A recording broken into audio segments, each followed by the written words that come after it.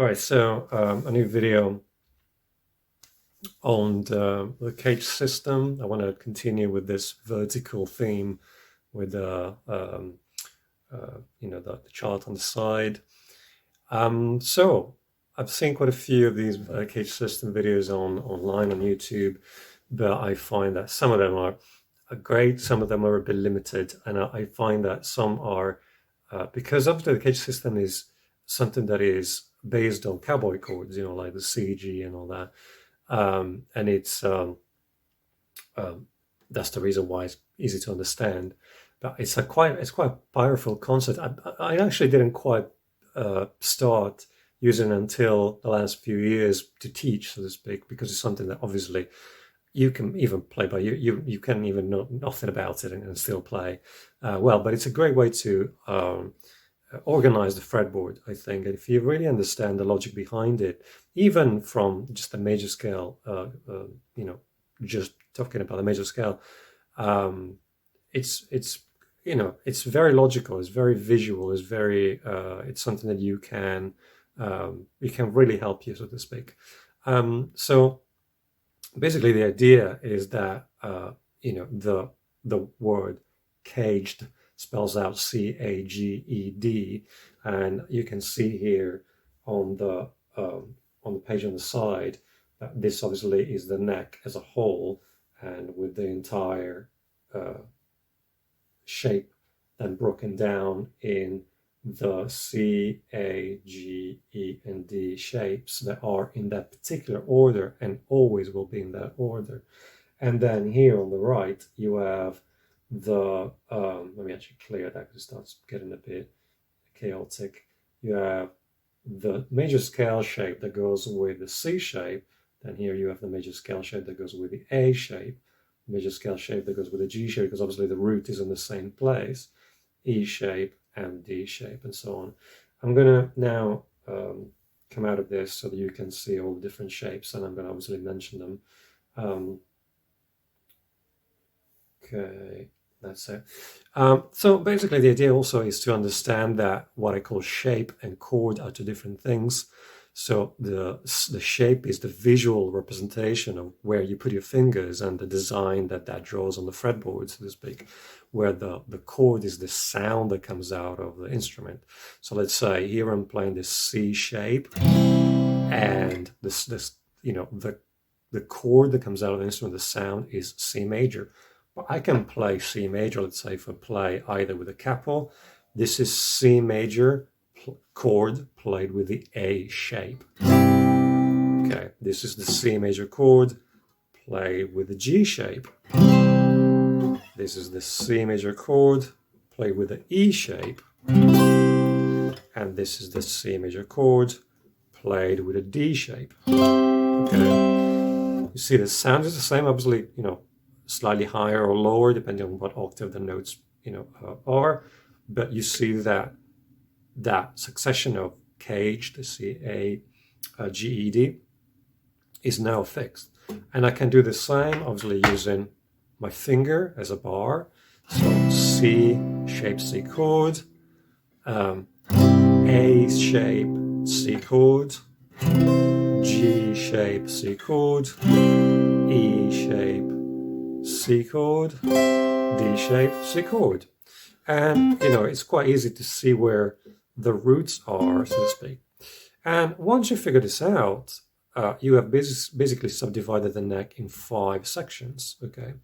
And every section has now a chord shape, and it's movable. All of this is movable. Let's say if I wanted to play E flat with C shape, E flat with the A shape, E flat with the G shape, E flat with the E shape, and E flat with the D shape. You see the ratio is still the same, okay? So, and the succession of chords is still the same.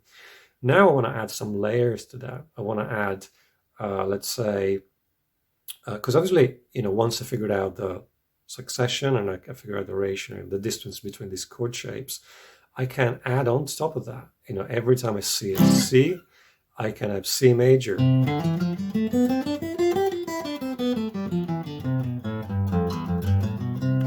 and that shape will always be the same, and that's the shape that is at the top far right of the screen now. And obviously I can play the arpeggio within that major scale.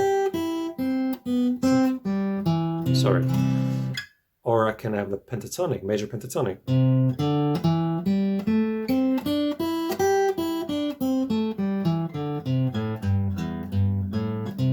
Okay. Or I can play a phrase within that major scale idea.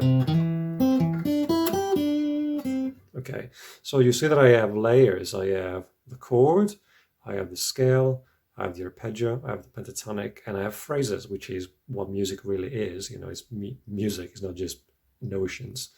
So every time I have, wherever I am, let's just do the same thing in E. Okay, E, ooh, very close.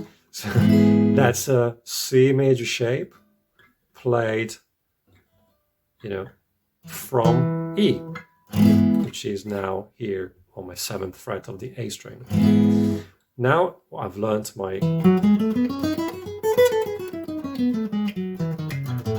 That's the shape for E major.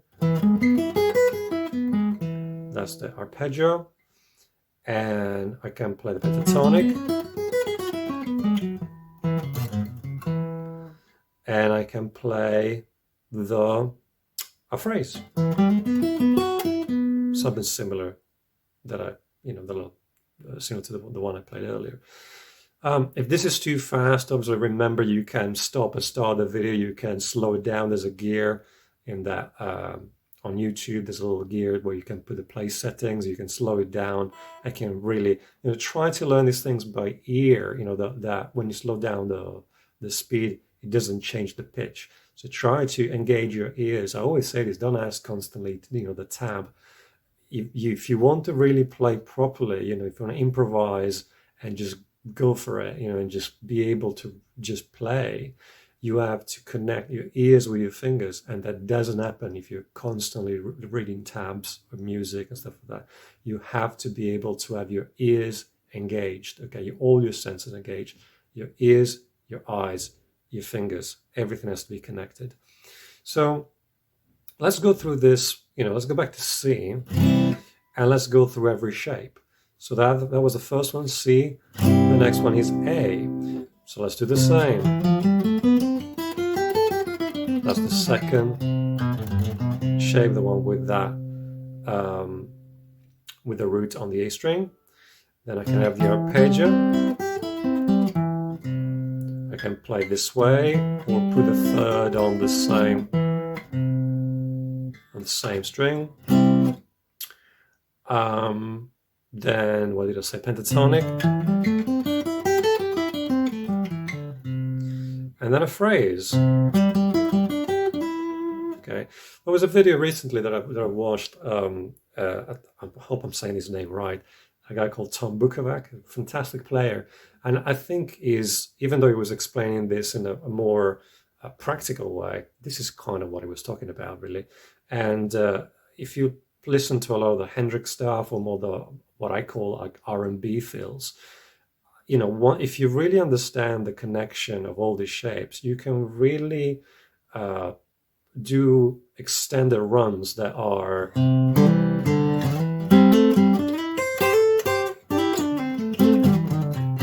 okay. I've gone from C shape. This is the A or G.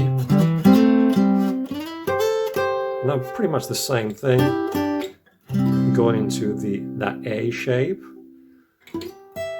and then D.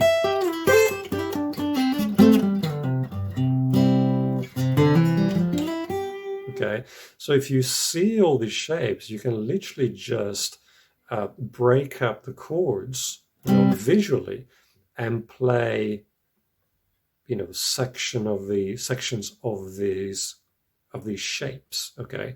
And then because they're movable, you can play them in every key, okay? The example that I've just done, I could play in D.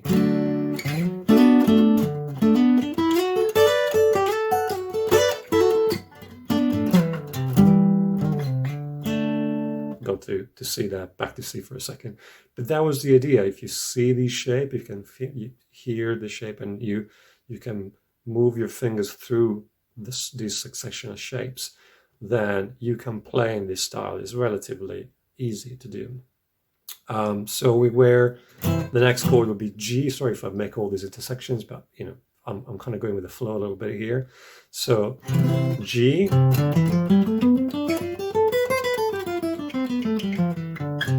that's G major, okay, pentatonic,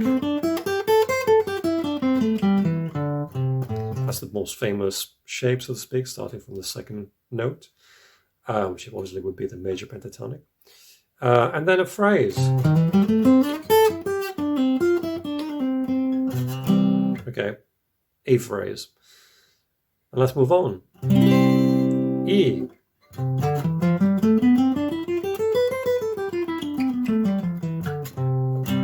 Pentatonic.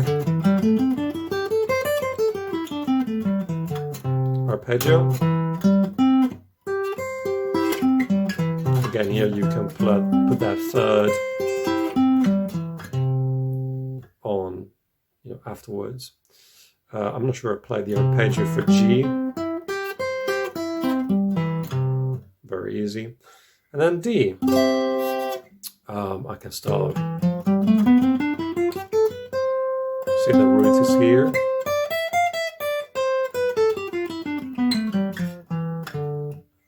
Okay, so you see I was an up and up on C as a root.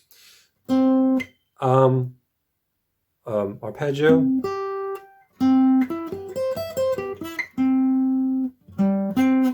Okay, and pentatonic.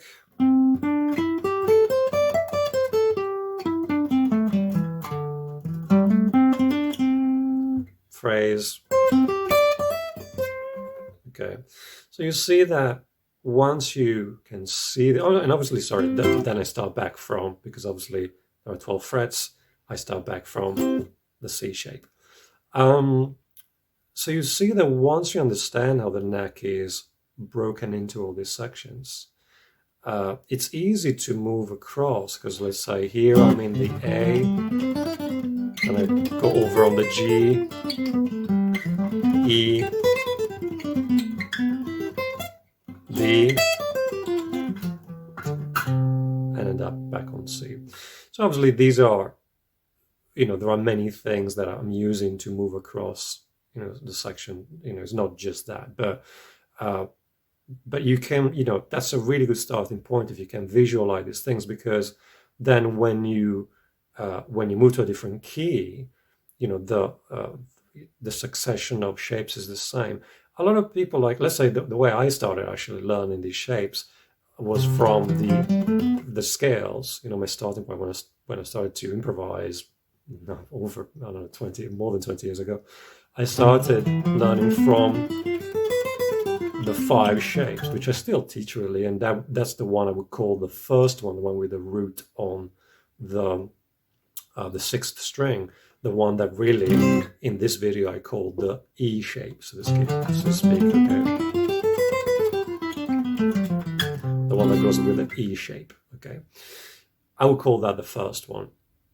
And then so on, But, as I said, these are just starting points for you to get used to finding things on the fretboard with a major scale. And then obviously you can, by connecting all these things, the phrases, the pentatonic, the major scale, and altering the odd notes here and there, you can, it's very easy to find your way. Modes are all contained within these shapes, within this. And when you play, let's say I'm playing in F minor Dorian, okay?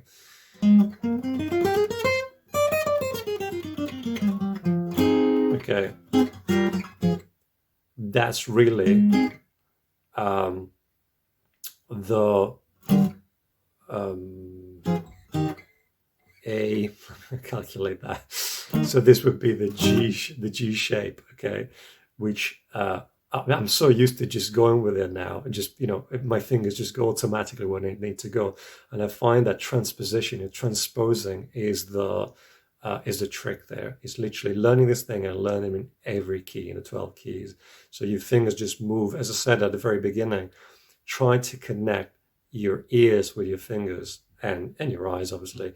And, everything else, theory, you can just figure it out. As I said, I'm by logic, then I'm figuring out that this is what I call the fifth shape, which is the G, the G shape in the CAGED system. And all the stuff that goes with that shape. So that's just F minor. Every time I see that F minor Dorian, my fingers automatically go into that, in that area. And obviously my ears then connect to that, and everything falls into place, so to speak. If I want to very, very quickly visually find the right notes,